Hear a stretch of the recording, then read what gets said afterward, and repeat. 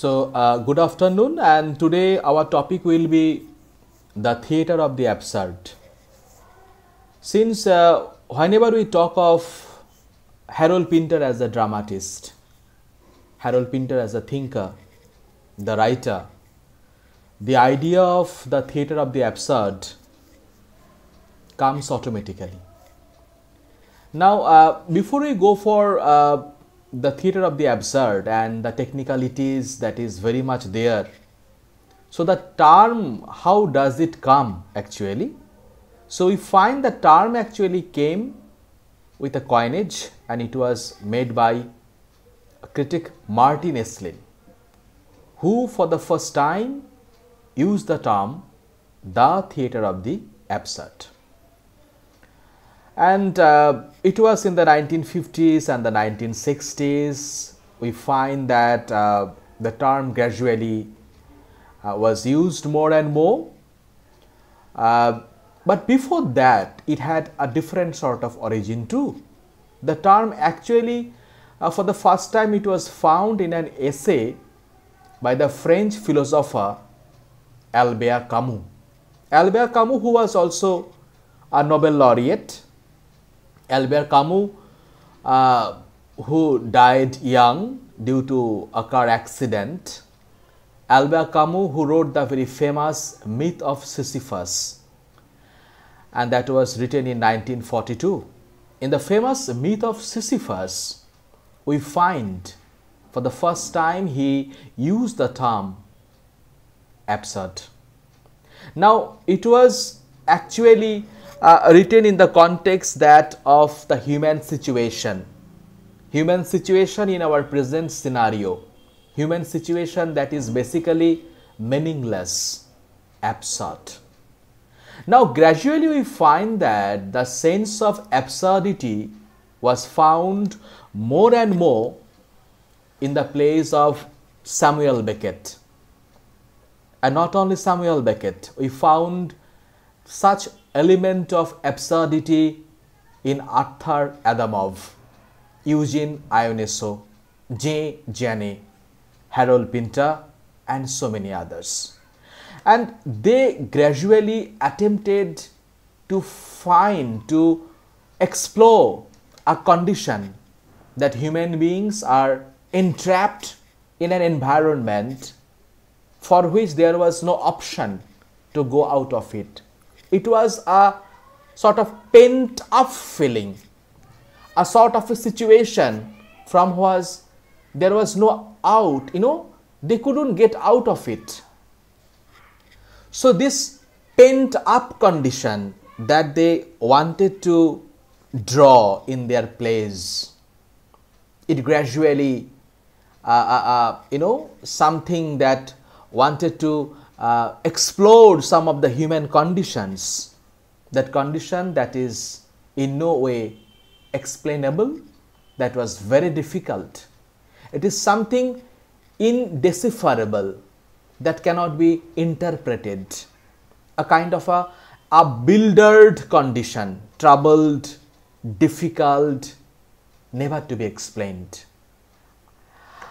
A sort of obscurity we find in their plays, an obscurity that is never interpreted. Now, what was the exact condition of this absurdity that Martin Esslin wanted to define in his own typical way that we find in his famous book, The Theatre of the Absurd? What exactly were the words used by Martin Esslin that we find over there? I quote Martin Esslin here. The theatre of the absurd attacks the comfortable certainties of religious or political orthodoxy.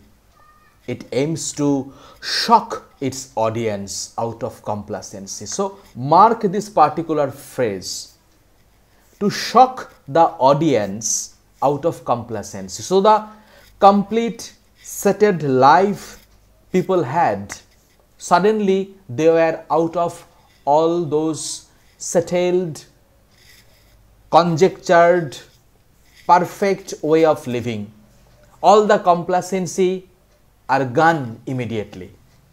To bring it face to face with the harsh facts of the human situations, as the writers see it. I quote Estlin, "But the challenge behind this message is anything but one of despair." So the root is in a sense of despair, a deep sense of despair that is very much present over there, and out of which came the sense of absurdity.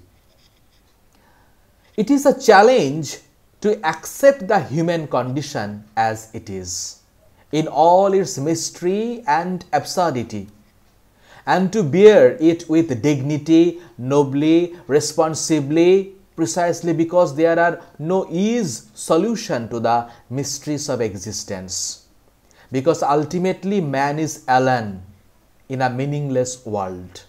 Now I stop. It is a very lovely kind of passage, a brilliant passage written by Estlin, where he was trying to making an attempt to explain in his own typical way the basic important significant features of theatre of absurdity. So it is something that cannot be avoided. It is something that is meaningless. Now, if I would like to connect this absurdity that Estlin is actually trying to point out here, look, we had a very settled earth. Suddenly came Corona. Now, once Corona came in, COVID-19 came in, everyone had a kind of an forced confinement, right? And we find this forced confinement is problematic, troublesome, often meaningless, but you have no choice. Suddenly you find all the communication that you had, all the kind of freedom you had before COVID-19 were there. So everything is gone. You are confined. You are forced to stay home. Otherwise, government will take action against you. So these are the situations that history often witnesses, and for which a kind of an result comes out. So absurdity was something that really happened. Absurdity is something, it has a specific origin, of course. Now, when we are talking of in what particular context, in what particular angle the condition of absurdity came up, so we need to go back to that root of the avant-garde experiments of the 1920s and 1930s. Now, it was the time of World War II, and World War II, just like World War I, witnessed the horrors of life, the traumatic condition of human existence, and it was so horrible, it was so indescribable.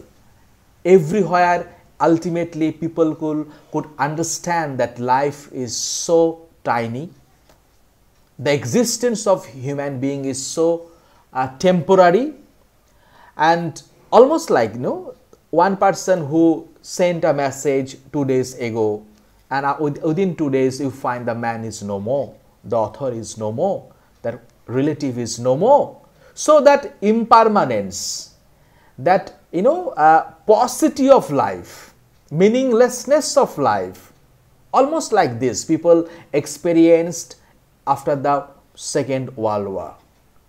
And this kind of human condition that is beyond any expectation, that is precarious, that is of in no way a conventional, rather unconventional situation, that actually shook the basic confidence of every individual, the arbitrariness of human existence, communication, belief system. Those are the reasons. Suddenly people discover that they don't have any faith on anything. All the belief system they had earlier, the belief system is no longer effective. And so the trauma they had of the post-World War trauma that they carried with them all the time, it became a part and parcel of their life. So these are some of the secrets, these are some of the reasons out of which came up the famous or the infamous absurdity. Now, was it totally bad? Was it something that is totally meaningless? No, not like that. In theater of absurd, we find that it was actually a reaction of suddenly people had no religion, no religious faith at all. Earlier people thought that there was, whatever the situation is, God is there. That all powerful, omnipotent God is there, and God is there to rescue us. God is always there to save us. But the war and the horror of war made people think that existence of God is in question. God cannot do anything good to us, or God simply is nowhere. Now, this very life, this very dimension of life, something that was necessary and for which as a result came up the absurdity. So, probably absurdity was a kind of a space where people found meaningful existence in meaninglessness. It was in meaninglessness that they found certain meaning in life. Or it was a kind of an attempt to restore the kind of ritual which was lost, the kind of belief in God that was lost. So probably it was a kind of a restoration of the mind, restoration of the belief system, okay? The condition that they were in, the kind of wonder, a wonderful situation that life, universe, cosmos in general. So nothing was meaningful, nothing had any definite practical position in human understanding. Nothing was there. So since there was nothing meaningful, out of which probably theater of the absurd was a kind of a ray of hope to resume the process of belief system. All that mechanical, all that kind of horror of machine, out of which such kind of absurdity probably was necessary. Now, theater of the absurd at the same time helped us to go for that particular issue that is called communication or the lack of communication. Okay, it was that language. Since language is a vehicle, but suddenly we find that after the post-World War era, language is not able to express our inner feelings at all. Suddenly language became meaningless, and the exchange taking place with our conventional daily conversation, language is no longer able to do anything. The process of communication got disrupted because it failed definitely to to convey the message people were using through daily language and to express the human social and the cultural exchanges of the time.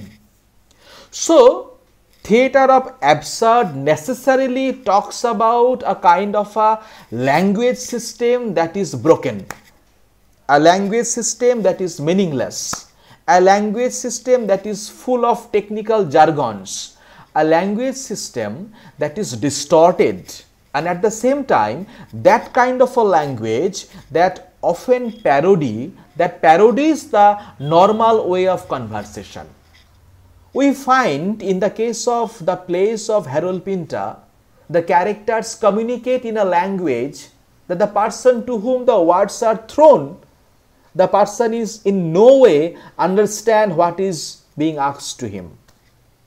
So this kind of a major and serious communication gap is something that is very much there in the plays of Harold Pinter. So language played a very significant role in the understanding of theatre of the absurd. Now theatre of the absurd is basically beyond the logic because it subverts logic. And not only that, it talks about that unexpected situation of human existence that is not logically possible. It is something that is basically illogical, this basically meaningless, and basically it doesn't have any connection to our daily communication that we have already mentioned. Now we have to mention Sigmund Freud here. Now